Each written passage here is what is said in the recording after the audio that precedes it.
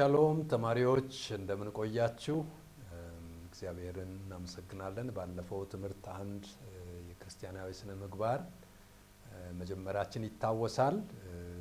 አሁን ትምህርት ሁለትን እንቀጥላለን ማለት ነው። እንግዲህ ትምህርት ሁለት ከትምህርት አንድ ጋራ የተያያዘ ትምህርት ነው። በትምህርት አንድ ላይ የስነ ምግባር ምንነትን ስነ ምግባር በእያንዳንዱ የህይወት ገጽታ ላይ አስፈላጊ መሆኑን ለማየት ሞክረናል። ከዛ የተነሳ ልክ እንደ ፍኖተ ካርታ ምን ማድረግ እንዳለብን በምን መልኩ መመላለስ እንደሚገባን በብዙ ነገር የሚረዳን ነገር ነው። ያ ብቻ አይደለም፣ አገልግሎቱን የሚያገኘው ማህበረሰብ እኛን በዛ መልክ እንደሚጠብቀን የተለያዩ ሙያ ነክ ስራዎችን ጭምር በማንሳት እያንዳንዱ ስራ የራሱ የሆነ ስነ ምግባር እንዳለው ያንን ስንመለከት ነበረ። ስለዚህ ያንን ክፍል እንቀጥላለን ማለት ነው።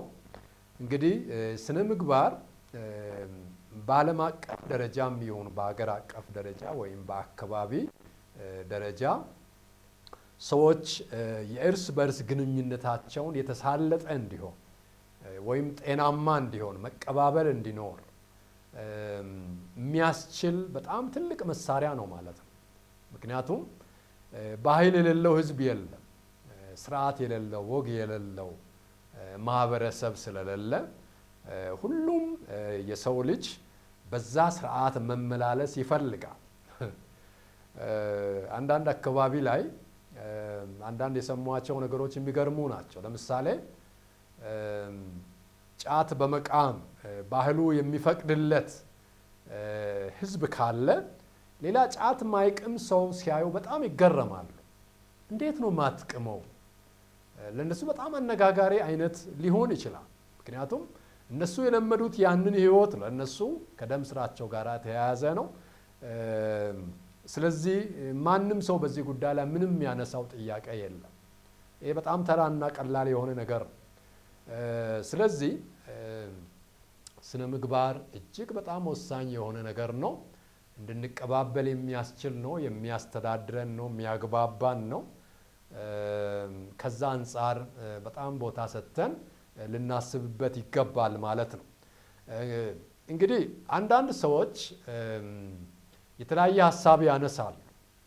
መቼም የሰው ልጅ ከቦታ ወደ ቦታ የመዘዋወር ብዙ አጋጣሚዎች ይገጥሙታል። በስራ ምክንያት ሊሆን ይችላል፣ በአካባቢ ዝውውር ሊሆን ይችላል፣ በጋብቻ ሊሆን ይችላል፣ ለጉብኝት ሊሆን ይችላል። ከአንድ ሀገር ወደ ሌላ ሀገር ሊዘዋወር ይችላል። እንግዲህ እዚህ ጋርም ሆኖ ሰዎች የተለያየ አይነት ሀሳብ አላቸው። ለምሳሌ አንተ የራስህ ባህል አለ፣ ያኛው ማህበረሰብ ደግሞ የራሱ የሆነ ባህል አለው፣ ልማድ አለው፣ ወግ አለው። ስለዚህ እንዴት ነው ልትግባባ የምትችለው? ወይስ ምን ማድረግ ይገባሃል ምለውን በተለያየ መንገድ ሰዎች ያነሱታል። እንግዲህ ይህንን በምንልበት ጊዜ የሰው ልጅ በተፈጥሮ የሚማር ነውና ህይወቱ የሚቀረጸው ደግሞ ከቀን ወደ ቀን እየተማረ እያየ ሲያድግ ነው። ስለዚህ አንዳንድ ጊዜ የሌሎች ባህል ወይም የሌሎች ልማድ ወይም የሌሎች ስርዓት በአዎንታዊ መልኩ ጠቃሚ ሆኖ ልናገኝ የምንችልበት ሁኔታዎች ሊኖሩ ይችላል። ለምሳሌ የስራ ትጋትን ወይም ታማኝነትን የሚያደፋፍር ባህል ያለው ማህበረሰብ ብናገኝ ይሄ ስራ ወዳድነት፣ ታማኝነት፣ ትጋት፣ ሰዓት አክባሪነት እውነት ለመናገር ምንም ሳናቅማማ ልናዳብረው ባለን በእኛ ባህል ላይ ተጨማሪ አድርገን ልናጎለብተው የሚገባ ነገር ነው ማለት ነው። ለምሳሌ መከባበር፣ መተሳሰብ እንደዚህ አይነቶቹን ወግና ልማድ ወይም ስርዓት ባህል ብንወስድ በጣም ጠቃሚ ከሆኑ ነገሮች ውስጥ አንዱ ነው። ስለዚህ ይህንን ከሌላው ሰው በማየት ከሌላው ማህበረሰብ ልናጎለብተው ልናዳብረው እንችላለን። ለምሳሌ እኛ አፍሪካውያን በሰዓት ጉዳይ ላይ ሰዓት ለኛ ምንም አይደለም። ብናረፍድ አንጸጸትም፣ ያጠፋንም አይመስለንም። እብን ይቅርታ ለመጠየቅም እንኳን እንደ ትልቅ ነገር አድርገን አናስበው። ነገር ግን ወደ ምዕራቡ ዓለም ብንሄድ ምዕራባውያን ሰዓት ለነሱ በጣም ትልቅ ቦታ ያለው ጉዳይ ስለሆነ በጣም ሴንሲቲቭ ሆነው ሊያዝኑ ይችላሉ፣ ሊናደዱ ይችላሉ፣ ትልቅ ቅሬታ ሊሰማቸው ይችላል።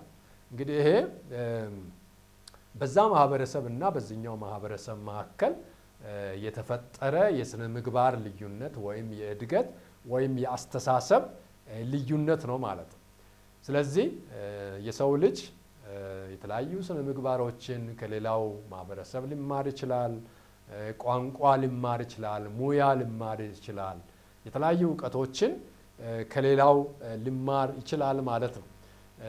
በእንደዚህ አይነት ሁኔታ በትምህርት አንድ ላይም እንዳነሳ ነው ስነ ምግባር በሰው ውስጥ ሊሰርጽ የሚችለው ከቤተሰብ ጀምሮ ከአካባቢ፣ ከትምህርት ቤት፣ ከተለያዩ የስራ ቦታዎች፣ አሁን እንዳነሳ ነው ደግሞ በዓለም አቀፍ ደረጃ በተለያየ አይነት ሁኔታ ከሌላው ሕዝብ ጋራ በምናረጋቸው ግንኙነቶች የተለያዩ ልማዶችን የተለያዩ እሳቤዎችን ከነሱ ልንወስድ እንችላለን። እነሱን ደግሞ ከኛ ሊወስዱ ይችላሉ ማለት ነው።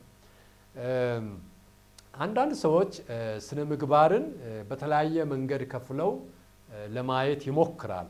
ማለት ለግንዛቤ በሚጠቅም መልኩ የራሳቸው የሆነ እይታ አላቸው ማለት ነው።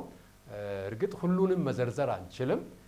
ነገር ግን ከትምህርታችን አንጻር ከጊዜያችንም አንጻር የተወሰኑትን አንስተን ማየት እንችላለን። ለምሳሌ እነሱ አንዳንዶቹ ከሚከፋፍሏቸው አከፋፈል መካከል ሶስቱን ማየት እንችላለን። ይኸውም አንደኛው ማህበራዊ ስነ ምግባር ማለት አንድ ሰው ከሌሎች ሰዎች ጋር በቁጥር በርከት ካሉ ሰዎች ጋር አብሮ ተግባብቶ ለመስራት፣ አብሮ ተግባብቶ ለመኖር፣ አብሮ ተግባብቶ የተለያዩ እንቅስቃሴዎችን ለማድረግ የሚጠቀመውን ስነ ምግባር ማህበራዊ ስነ ምግባር በማለት ይለዩታል። ሌሎቹ ደግሞ መጽሐፍ ቅዱሳዊ ስነ ምግባር ብለው ይከፍላሉ። እንግዲህ መጽሐፍ ቅዱሳዊ ስነ ምግባር በምንልበት ጊዜ የሰዎቹ የህይወት ዘይቤ በእግዚአብሔር ቃል ላይ የተመሰረተ የህይወት መመሪያን ከእግዚአብሔር ቃል በመውሰድ የሚመላለሱት ምልልስ መጽሐፍ ቅዱሳዊ ስነ ምግባር ይባላል። ለምሳሌ በፍቅር መመላለስ፣ በትህትና መመላለስ፣ በቅድስና መመላለስ፣ እውነትን መናገር፣ ለሌሎች መራራት፣ ማዘን፣ እንደዚህ አይነት ነገሮች በመጽሐፍ ቅዱሳዊ ስነ ምግባር ውስጥ ሊካተቱ ይችላል። እንዲሁ ደግሞ በእርግጥ ቀጥሎ ያለው ሐሳብ ከዚህ ከሁለተኛው ሐሳብ ጋራ ሊያያዝ ይችላል። ግን እነዚህ ሰዎች በሶስተኛ ደረጃ ክርስቲያናዊ ስነ ምግባር ብለው ከፍለዋል። የተወሰነ አንዱ ከሌላው ጋራ አብሮ ሊሄድ የሚችልበት ሁኔታ ሊኖር ይችላል። ነገር ግን በዚህ መልኩ ከፍለውታል።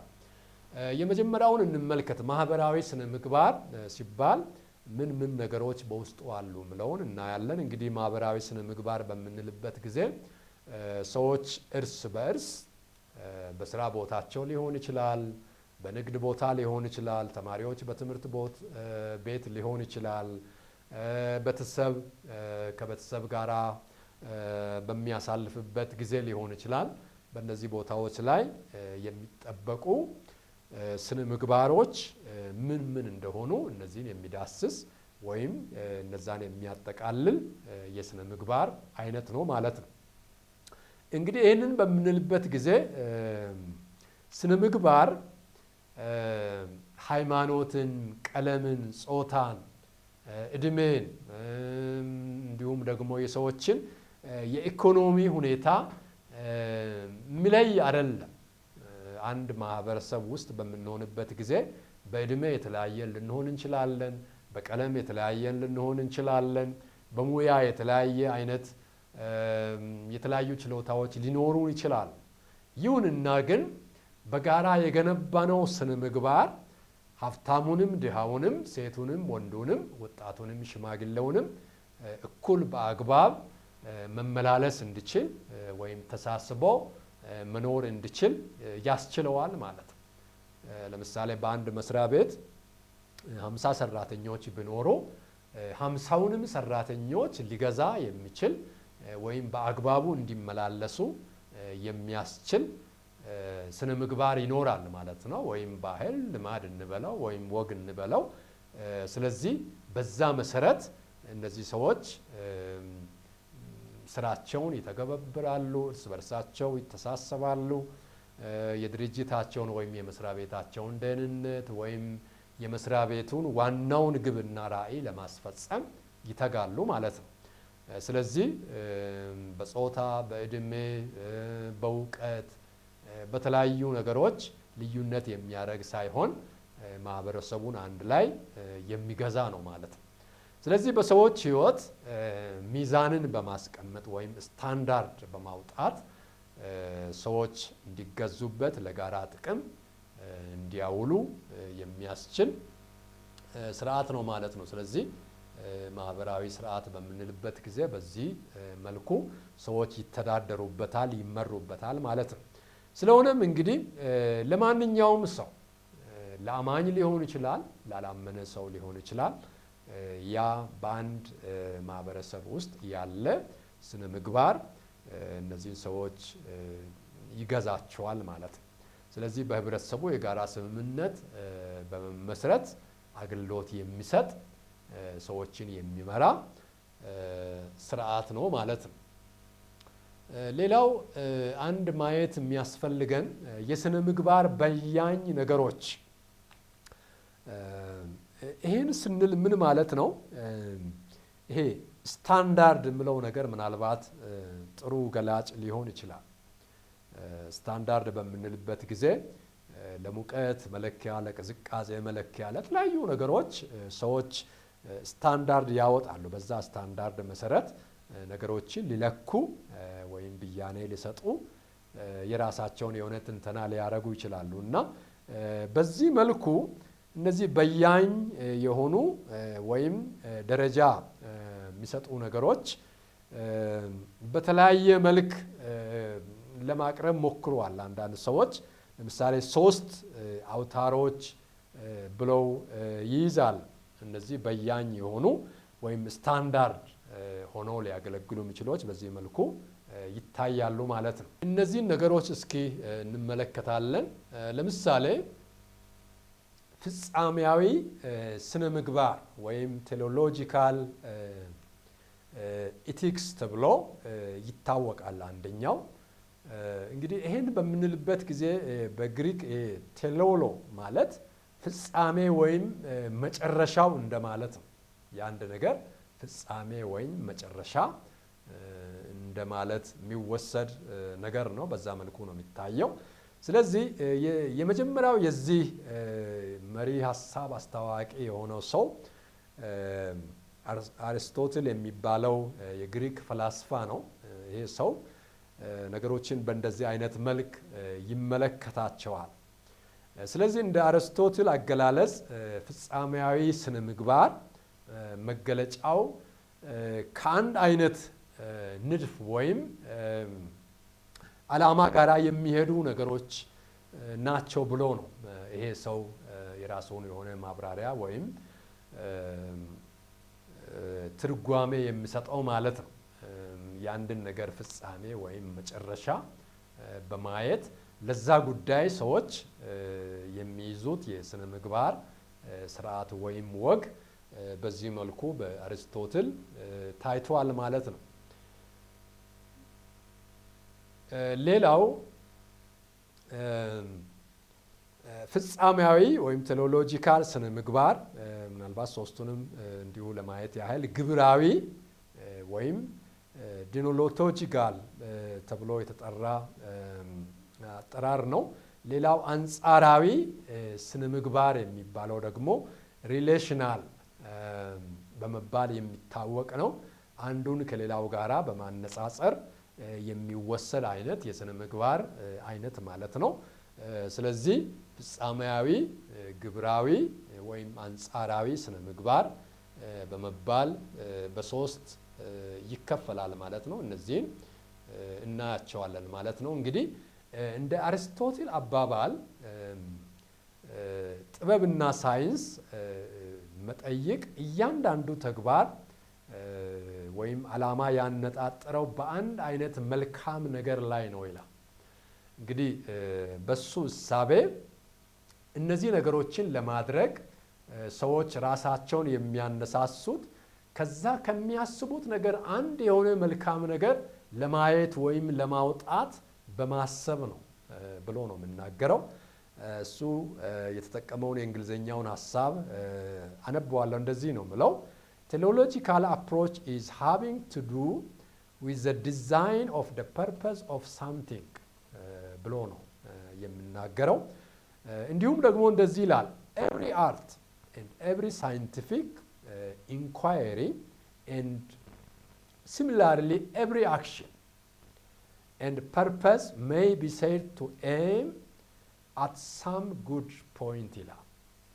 ይሄ እንግዲህ አርስቶትል ይህንን ፍልስፍና ያየበት መንገድ ነው። ስለዚህ ሰዎች አንድን መልካም ነገር የዛን ነገር ፍጻሜ ለማየት በማሰብ የሚያደርጉት ወይም የሚያልሙት ነገር በዚህ መልክ ተገልጧል ማለት ነው። ስለዚህ እሱ በእንደዚህ አይነት መልክ ይገልጸዋል ማለት ነው። እንግዲህ ይህንን የአርስቶትል ሐሳብ ለክርስቲያኖች ወይም በክርስቲያናዊ አውድ እንደሚገባ መረዳት እንድንችል ደግሞ ጥሩ ትርጓሜ የሰጠው ሰው ቶማስ አኩይነስ ይባላል።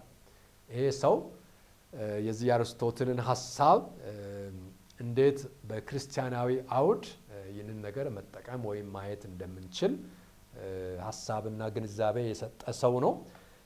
እንግዲህ በዚህ ሐሳብ መነሻ ለምሳሌ የሕክምናን ፍጻሜ በማሰብ አንድ የሰጠው ትንታኔ አለ። ያ ምንድነው?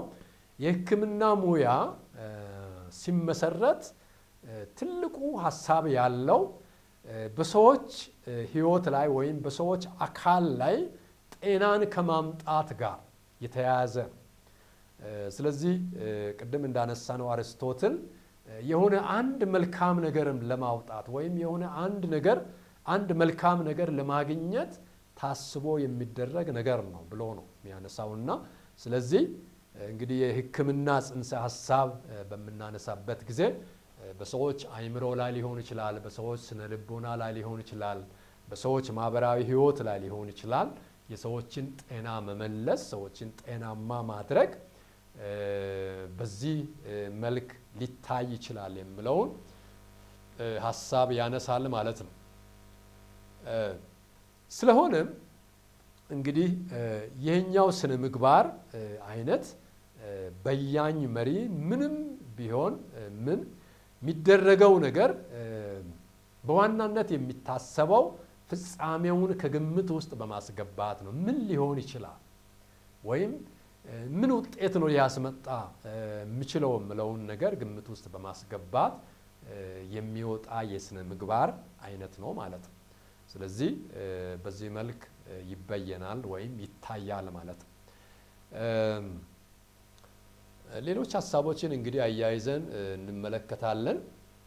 ለምሳሌ ግብራዊ ወይም ግብራዊ ስነ ምግባር በምንልበት ጊዜ ይሄ ግብር የሚለውን ነገር ተግባር፣ ስራ ከሚለው ሐሳብ ጋራ የሚያያዝ አብሮ የሚሄድ ነው። ሰዎች አንድን ድርጊት ሲያደርጉ ወይም ሲተገብሩ ምን ለማምጣት ነው ወይም ምን ለማድረግ ነው የሚለውን ነገር ታሳቢ ያደረገ ነገር ማለት ነው። ስለዚህ በግሪክ ዲኖቶ የሚል ትርጓሜ ወይም ሐሳብ እንደማለት ነው። ያንን ትርጉም ነው የሚይዘው። ይህን ሐሳብ ደግሞ ያስተዋወቀው ሰው አማኑኤል ካንት ተብሎ የሚታወቀው ፈላስፋ ነው። እንግዲህ እንደርሱ እሳቤ ነገሮችን ወደ ማወቅ የምንመጣው በሁለት መንገድ ነው የሚል ሐሳብ አለው። ያ ምንድነው? በንድፈ ሐሳባዊ አመክንዮና በግብራዊ አመክንዮ አማካኝነት ነው የሚል ድምዳሜ ነው ያለው። ያም ቲዮሬቲካል ሪዝን የምንለውና ፕራክቲካል ሪዝን ተብሎ በዚህ በሁለት ጎራ ይከፈላል ማለት ነው። ስለዚህ ሰዎች የሆነ ንድፈ ሐሳብ አስቀምጦ ምን ለመሆን ነው ወይም ምን ለማድረግ ነው የሚለውን ንድፍ በመያዝ የሚያወጡት ስነ ምግባርና ደግሞ ምን ለማድረግ ነው ወይም ምን ለመተግበር ነው ብሎ በማሰብ የሚይዙት የስነ ምግባር አይነት ግብራዊ ወይም ዲኖቶሎጂካል ኤቲክስ ተብሎ ይታወቃል ማለት ነው።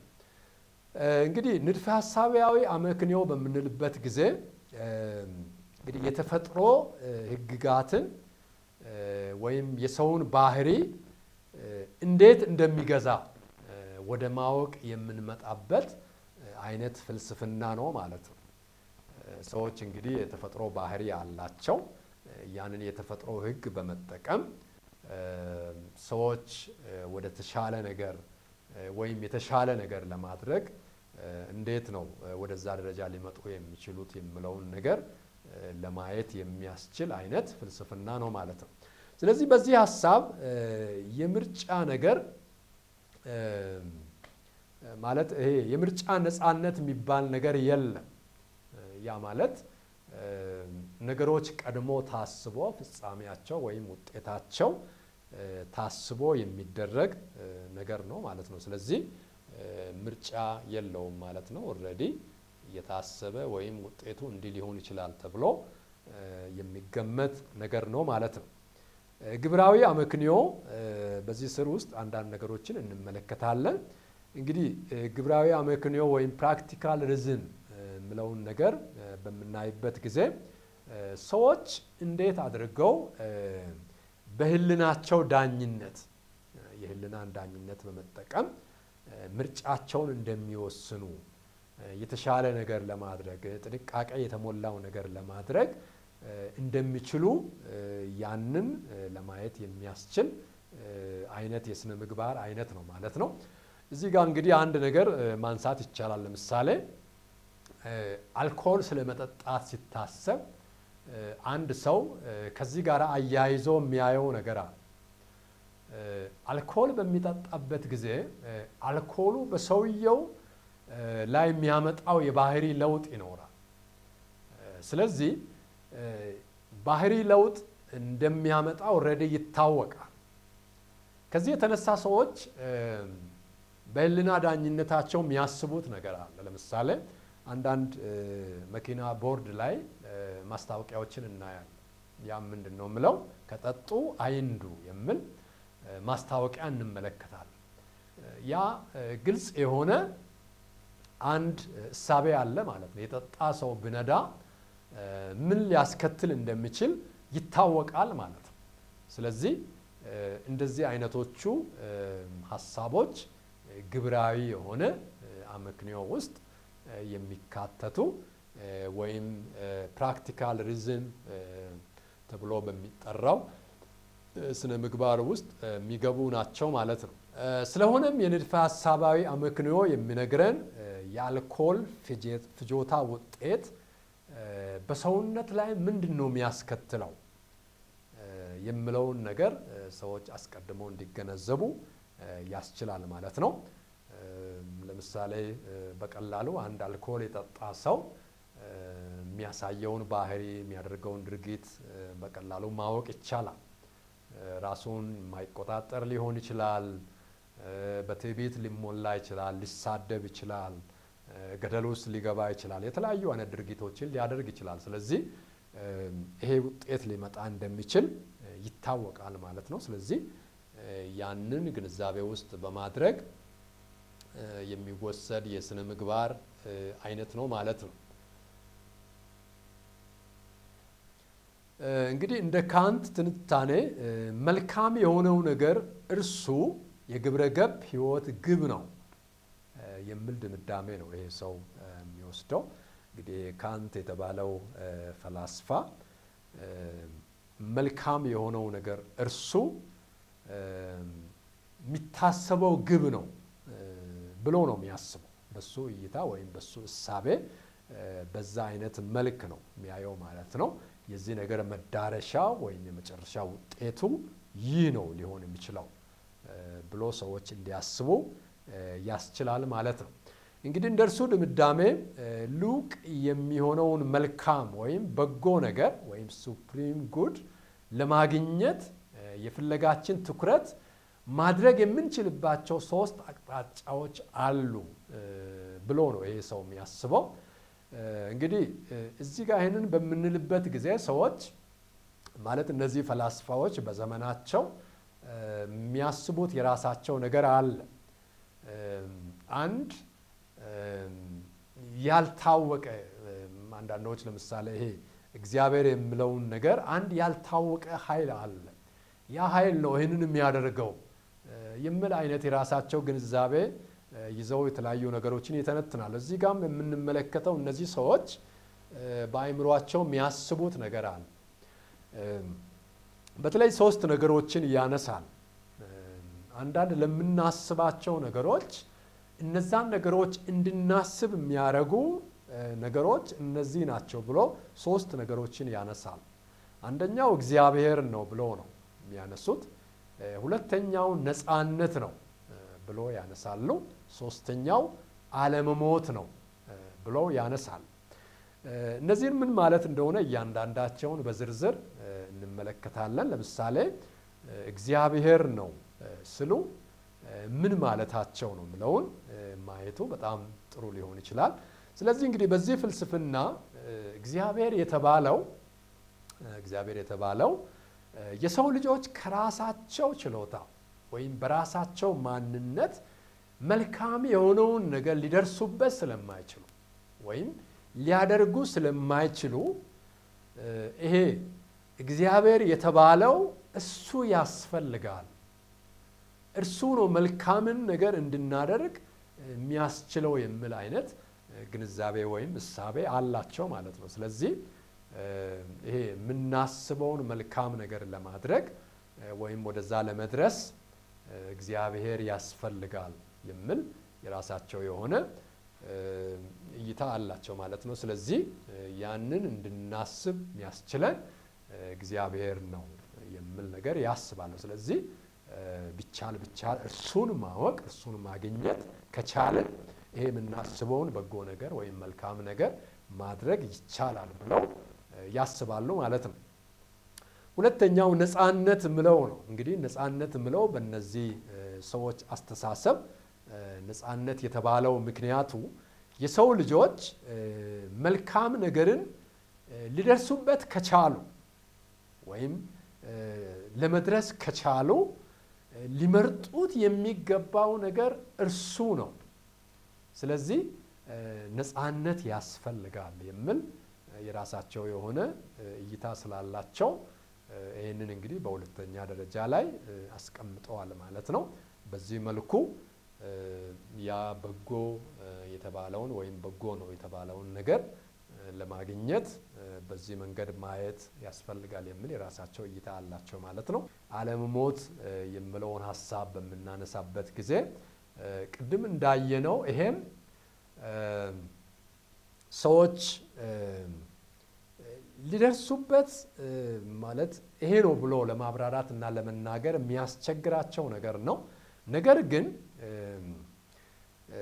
ይህንን ነገር ወይም ይሄ መልካም የሆነውን ነገር መድረስ ማለት እጅግ ሰፊ ስራ የሚጠይቅ አድካሚ የሆነ ነገር ከመሆኑ የተነሳ ወይም የማይቻል በመሆኑ በሚቀጥለው መጪ ህይወት ወይም በሌላ ዓለም ያንን መድረስ የሚቻል ከሆነ በዚህ ባለመሞት እሳቤ ውስጥ ማግኘት ይቻላል የሚል የራሳቸው የሆነ ፍልስፍና አላቸው ማለት ነው። እንግዲህ እነዚህ ነገሮች ምናልባት ብዙ ሊያነጋግሩ ወይም ውስብስብ ሊሆኑ ይችላሉ። ነገር ግን እነዚህ ሰዎች በዚህ መልኩ ያዩታል ማለት ነው። ሌላው እንግዲህ ማየት የሚያስፈልገው የበጎ ፈቃድ የሚለው ሀሳብ ነው። ሰዎች በአእምሯቸው ወይም በልባቸው የራሳቸው የሆነ በጎ ፍቃድ ወይም ሐሳብ አላቸው። ይሄን በምንልበት ጊዜ በአንድ ግለሰብም ይሁን በቡድን ደረጃ የራሱ የሆነ አቋም የራሱ የሆነ እምነት ኖሮት ራሱን ለመግዛት ወይም ያሰበው መልካም ነገር ወይም መልካም ስነ ምግባር ለማድረግ የሚያስችል ነገር ወይም አቅም ማለት ነው። ስለሆነም የውስጥ መሻት ወይም ግፊት ግን ከተግባራችን ሊያርቀን የሚሞክር ሌላ ተቃራኒ ነገር ደግሞ እንዳለ ያነሳሉ። ስለዚህ በጎ ፍቃድ ቢኖርም ሰዎች በጎ ነገር ለማድረግ ጥረት ቢያደርጉም ነገር ግን ያንን የሚቃረን ወይም ከዚህ ተግባር ሰዎች እንዲወጡ የሚገፋቸው ነገር አለ የሚል የራሳቸው የሆነ ግንዛቤ አላቸው ማለት ነው።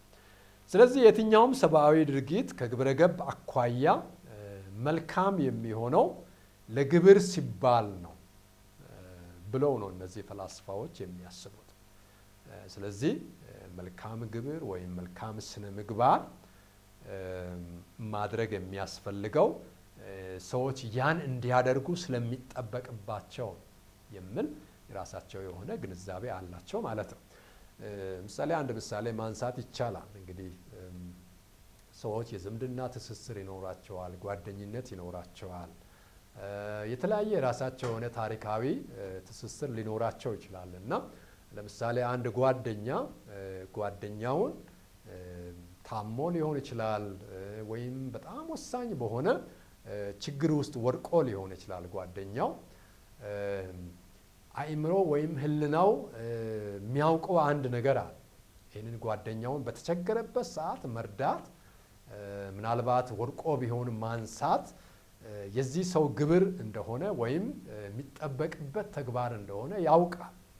ነገር ግን ይህንን ላለማድረግ ያስብ ይሆናል። ይህን በሚያስብበት ጊዜ በአእምሮ ወይም በህልና ውስጥ ያለ ግብር ብለን የምንጠራው ነገር ይህን ማድረግ ነበረብኝ ብሎ በሰውየው ውስጥ ጫና ይፈጥርበታል ማለት ነው፣ ወይም ይወቅሰዋል ማለት ነው። ስለዚህ እንግዲህ እነዚህ ነገሮች በዚህ መልኩ ሰዎች መልካም ነገርን እንዲያደርጉ ለሌላው እንዲያስቡ ወይም በስርዓትና በአግባብ እንዲመላለሱ ያስችላቸዋል ማለት ነው። ስለሆነም ግብረ ገባዊ አግባብነት የሚፈተነው በዝንባሌያችን ሳይሆን ዝንባሌያችን ከፈጠረው እና ከዝንባሌያችን በስተጀርባ ባለው ተነሳስቶ ወይም ሞቲቭ ነው ብሎ ነው እነዚህ ፈላስፋዎች የሚናገሩት። ይሄ በጣም ትልቅ ነገር ነው። ስለዚህ አንድን ነገር እንዳደርግ የሚገፋፋኝ እኔ ያንን ነገር ማድረግ የመቻለ ጉዳይ ብቻ ሳይሆን ያንን ነገር እንዳደርግ የሚገፋፋኝ ከበስተጀርባዬ ያለው ሞቲቭ ነው ወይም ተነሳስቶ ነው። ስለዚህ ይህን ነገር እንግዲህ በዚህ መልኩ ያዩታል ማለት ነው። ስለዚህ አነሳሽ የሆነው ኃይል ወይም ሞቲቭ ከበስተጀርባ አለ ብሎ ነው እነዚህ ፈላስፋዎች የሚናገሩት ማለት ነው። ስለዚህ ሁላችንም ቆም ብለን ስናስብ ለምናረጋቸው ነገሮች የሚያነሳሱን የተለያዩ መነሻ ምክንያቶች ይኖራል። ምናልባት በሂደት በትምህርታችን ይህንን ነገር የምንመለከት ይሆናል ማለት ነው። ስለዚህ ካንት እንደዚህ የሚል ነገር ነው የሚናገረው። እኔ ድርጊቶችን ልፈጽም የሚገባኝ በዓለም ላይ ያለ ሰው ሁሉ እንዲተገብረው በሚፈልገው መንገድ ነው ይላል። ይሄ እንግዲህ የሱ የህይወት ዘይቤ ነው። ማድረግ የሚገባኝን ነገር በሌላው ዓለም ላይ ያለ ሰው ቢያደርግ ወይም ሊያደርግ ይገባል ብዬ በማስበው ልክ ነው ማደርገው ብሎ ነው የምናገረው እና ስለዚህ በዚህ መልኩ ያየዋል ማለት ነው። እንግዲህ ሌላው ጠንካራ ሐሳብ ተግባሬ ሁል ጊዜ በገዛ ራሴ ስብዕና እንዲሁም በሌላ ሰው ስብዕና ቢሆን ሰብአዊነትን በየዕለቱ በእንክብካቤ የምትይዝ ብቻ ሳይሆን እንደ ውጤት ወይም እንደ ግብ ልትይዝ ወይም ልታስብ ይገባል ብሎ ነው ይሄ ሰው የምናገረው። ስለዚህ ይሄ በጣም ጠንካራ ሐሳብ ነው በዚህ ቦታ ላይ የሚያነሳውና በውጤት ደረጃ ወይም በግብ ደረጃ ላደርገው ይገባኛል ብለህ ማሰብ አለብህ። ያንን ነገር ልትንከባከብ ልታሳድገው ይገባል የሚል የራሱን እሳቤ ወይም ግንዛቤ ነው የሚያነሳው ማለት ነው። ሶስተኛው ሐሳብ በዚህ ቦታ ላይ የሚነሳው አንጻራዊ የሆነ ስነ ምግባር ወይም ሪሌሽናል ኢቲክስ ተብሎ የሚጠራው ነው። ይህ እንግዲህ በባህሪው በተወሰነ መልኩ ለየት ይላል። ስለዚህ ይህንን መሪ በመጀመሪያ ያስተዋወቀው ሰው ኢማኑኤል ሊቫኖስ የተባለ ሌቪናስ የተባለ ሰው ነው። ይህ ሰው አይሁዳዊ እንደሆነ ይታወቃል። እንግዲህ አንጻራዊ ስነ ምግባር ቀጥሎ ያሉ ባህሪያትን የሚይዝ እንደሆነ ይህ ሰው ያነሳል። ከሚያነሳቸው ነገሮች ውስጥ አንዱ መልካም የሆነው ሁሉ ፍጹም ነው ይላል። ይህ ሰው መልካም የሆነው ሁሉ ምንድነው? ፍጹም ነው። ይሄ የሱ ፍልስፍና ነው ወይም የሱ እይታ ነው። እንግዲህ በአንጻራዊ ስነ ምግባር ወይም ሪሌሽናል ኢቲክስ በምንለው ሐሳብ ውስጥ ይህንን ነገር ያነሳ።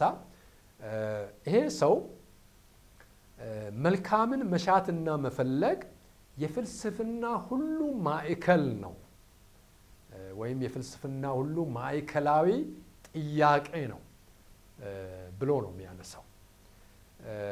እንዲሁም ደግሞ እንደዚህ የሚል ነገር ያነሳ። መልካምን ነገር መፈለግ እግዚአብሔርን መፈለግ ነው የሚል አይነት የራሱ እሳቤ ያለው። እንግዲህ ይሄ ሰው በዚህ መልኩ ነው የያዘውን የፍልስፍና ሐሳብ የሚገልጸው። መልካምን ነገር መፈለግ እግዚአብሔርን እንደመፈለግ ነው የሚል የራሱ የሆነ ፍልስፍና አለው ማለት ነው።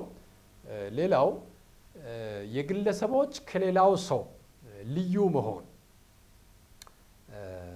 አንዱ ሰው ከሌላው ሰው ልዩ የሚሆንበት ዩኒክ ኔቸር የእግዚአብሔር ዱካ ወይም ፈለግ ወይም እርሱ የሚገኝበት ጎዳና ነው ይላል።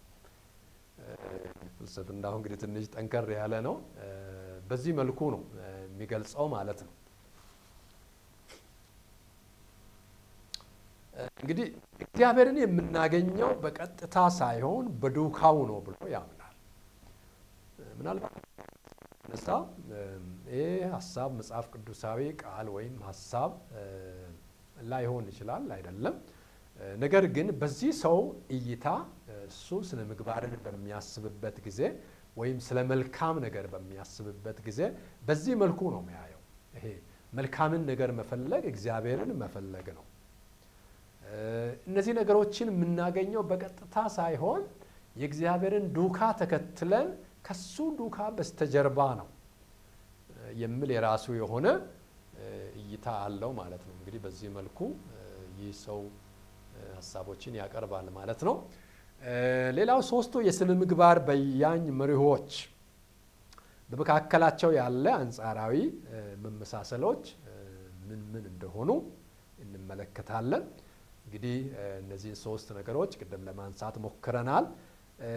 የተለያዩ መመሳሰሎች አሉ። ከነዚህ መካከል ለምሳሌ በመሰረታዊ ሐሳብ ደረጃ ሰዎች ስነ ምግባራውያን ናቸው ይላል። ሰዎች ስነ ምግባራውያን ናቸው። ቅድም ለማንሳት ሞክሬያለሁ። አረማዊ ሊሆን ይችላል፣ ሃይማኖተኛ ሊሆን ይችላል፣ በየትኛውም አይነት የህይወት ዘይቤ ሊመላለስ ይችላል። ግን ሰዎች ሁሉ ምንድናቸው ይላል? ስነ ምግባራውያን ናቸው። ይነስም ይብዛም ስነ ምግባር አላቸው፣ የስነ ምግባር ተገዢ ናቸው የሚል ነገር አለው። ስለዚህ በሶስቱም የስነ ምግባር ባህሪያት ውስጥ እነዚህ ነገሮች አሉ ነው ምለውና ስለዚህ ያመሳስላቸዋል ማለት ነው። ሌላው ሶስቱም ስነ ምግባራዊ በያኞች መልካምን ፈላጊዎች ናቸው። አስገራሚ ነገር ነው። እንግዲህ መልካምን ነገር ለመፈለግ ነው ወይም መልካም ውጤት ለማየት ነው የሚደረጉትና ስለዚህ ሶስቱም መልካምን ነገር ፈላጊዎች ናቸው ይላል። ሶስተኛው በዚህ ቦታ ላይ የተቀመጠው እነዚህ በያኞች ወይም ስታንዳርድ ክርስቲያናዊ ስነ ምግባርን በሆነ አቅጣጫ ይዛመዳሉ ይላል። ከክርስቲያናዊ ስነ ምግባር ጋራ በተወሰነ መልኩ ይዛመዳል የሚል የራሱ የሆነ ሐሳብ አለው ማለት ነው። እንግዲህ ፍጻሜያዊ ወይም ቴዎሎጂካል ስነ ምግባር ዓላማ ነድ ወይም ዓላማ መራሽ የሆነ ስነ ምግባር ነው። ይህን ስንል ምን ማለት ነው? ያንን ስነ ምግባር የሚመራው የያዘው ዓላማ ነው። እዚህ ጋር ነው የሚደርሰው ወይም ይህን ውጤት ለማግኘት ነው። ቅድም እንደተመለከትነው አንድ የጤና ባለሙያ ይህንን ህመምተኛ ጤናማ አደርገዋለሁ የሚል የራሱ መነሻ ወይም መዳረሻ አለው ማለት ነው። ስለዚህ ዓላማ ነድ ወይም ዓላማ መራሽ የሆነ ስነ ምግባር ነው ማለት ነው። ስለዚህ ዓላማ ነድ ወይም ዓላማ መራሽ ብለን እንወስደዋለን ማለት ነው። ሌላው ግብራዊ የሆነ ይሄ ደግሞ ለየት ያለ ባህሪና መገለጫ አለው። ያ ምንድነው? ተግባር ወይም ግብር ነድ መሆኑን። ያ ማለት ምን ማለት ነው? ተግባርን መሰረት አድርጎ ወይም ስራን ወይም ግብርን ነድ አድርጎ ወይም በዛ የሚነዳ ነው ማለት ነው። ሩጫው ትግሉ ያንን ለማድረግ ነው ማለት ነው። ስለዚህ ከዛ ተነስቶ ለማድረግ ያሰበውን ነገር ለማስፈጸም ጥረት የሚያደርግ ነው ማለት ነው።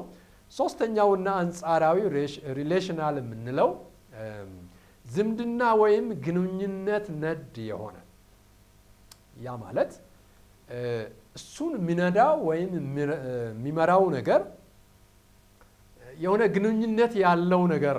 ስለዚህ ያንን ትኩረት በማድረግ ራሱን የሚያነሳሳ ወይም ያ ያሰበውን ነገር ለመፈጸም ጥረት የሚያደርግ ነው ማለት ነው። ስለዚህ በዚህ መልኩ ማየት እንችላለን ማለት ነው።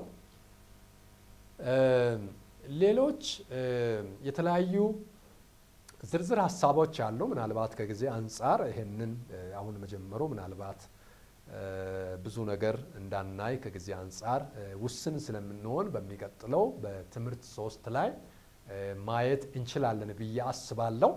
እንግዲህ ዋናው ነገር በዚህ በትምህርት 2 ላይ የተመለከትነው በመግቢያ ላይ በትምህርት 1 እንዳነሳሁት ስነ ምግባር በተለያየ መነጽር ሊታይ ይችላል ወይም በተለያየ አውድ ላይ ሆኖ የተለያዩ ሰዎች ከራሳቸው ማንነት ወይም ከራሳቸው እምነት ወይም ከራሳቸው ፍልስፍና ተነስተው የራሳቸውን ድምዳሜ የራሳቸውን ትርጓሜ ይሰጣሉ። ለዛ ነው የተለያየ አይነት ትንታኔ የተለያየ አይነት ድምዳሜ የሚሰጡት ከቆሙት አቋም በመነሳት። ስለዚህ ይህን የምናነሳው ያው በቂ የሆነ ግንዛቤ እንዲኖረን አይምሮአችንንም አስፍተን ማየት እንድንችል ያንን ለማመልከት ያህል ነው።